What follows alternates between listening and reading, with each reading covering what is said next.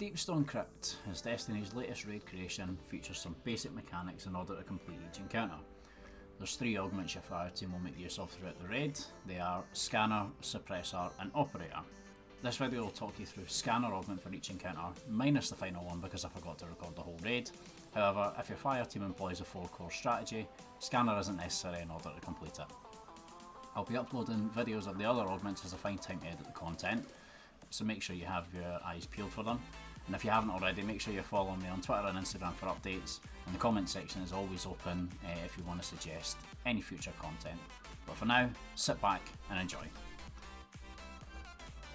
In the first encounter there will be a light side and a dark side, so it's an idea to have your fire team split evenly across both areas.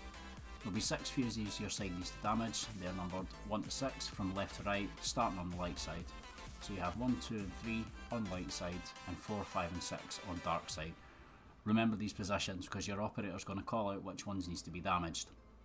Your job as a scanner is to look through the glass panels on the floor at switches which will either be placed on walls or pipes. The ones your operator needs to shoot will glow yellow while you have the scanner augment.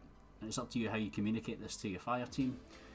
The switches are numbered 1 to 5, with 5 being nearest the operator door to go downstairs and 1 being furthest away. The locations of these switches are shown on the video, with dark side starting at 1 working up to 5 and light side being shown working from 5 down to 1. Always start on dark side and call your switches and move to the light side because your operator will be starting on light side to pick up their augment and you switch sides as they go downstairs. This is a mirror image, so the switches will be in pretty much identical locations on both sides. Once your operator knows which switches to deal damage to, they will do so from downstairs and send their augment to the terminal, at which point a member of your fire team is going to pick this up and you'll send your scanner downstairs. They'll then tell your fire team which fuse to damage. Beware, because if you shoot the wrong fuse, your fire team's going to wipe and you're going to need to start the encounter again. Now at the time of recording this video, using Xenophage to damage the fuses is by far the most efficient way to one-phase the encounter and is easily doable even if 1 or 2 members of your fire team are under-leveled. My first run of this, I was only 1230 and we still one-phased it, so yeah, it's doable.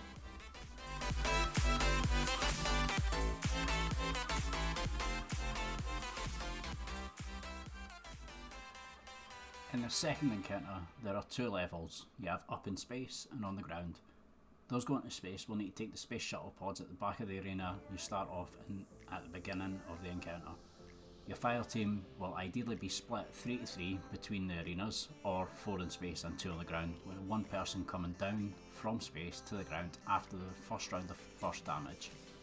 Now in each arena there's going to be multiple copies of Atrax. The same principle applies to the scanner, where a vandal will drop the scanner augment, it will be picked up by a designated scanner up in space because that's where the first damage round starts from.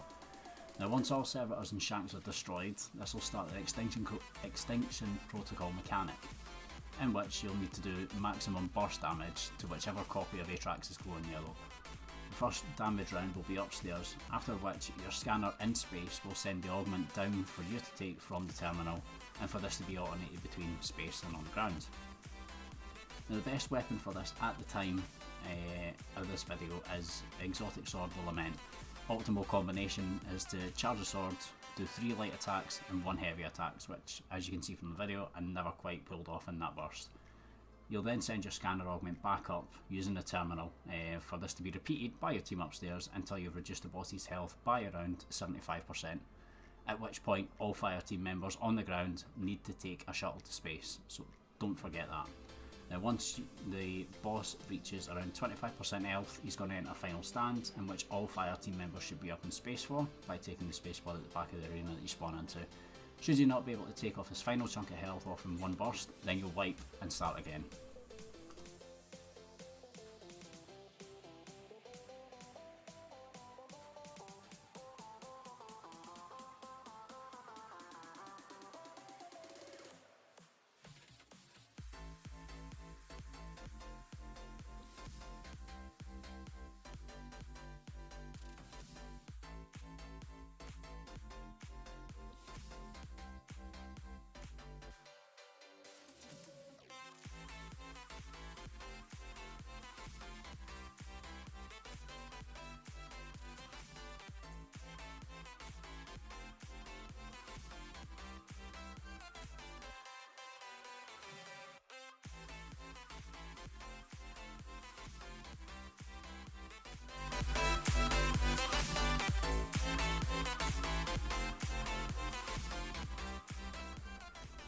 The first encounter with Taniks involves your operator releasing nuclear cores from either side of the map and depositing them into 2 of 4 boxes numbered 1 to 4, as can be seen from the diagram on screen.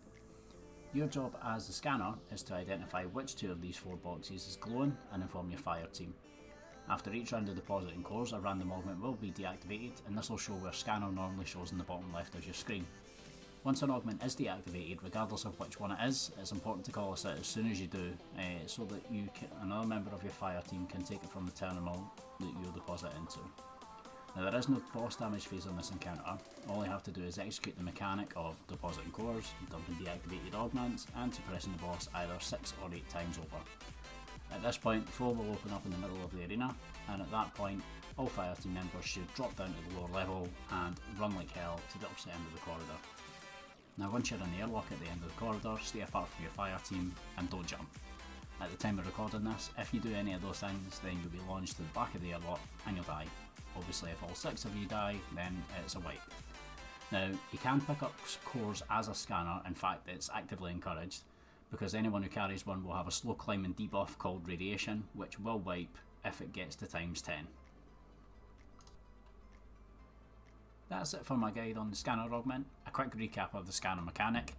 Tell your fire team where the glowy things are.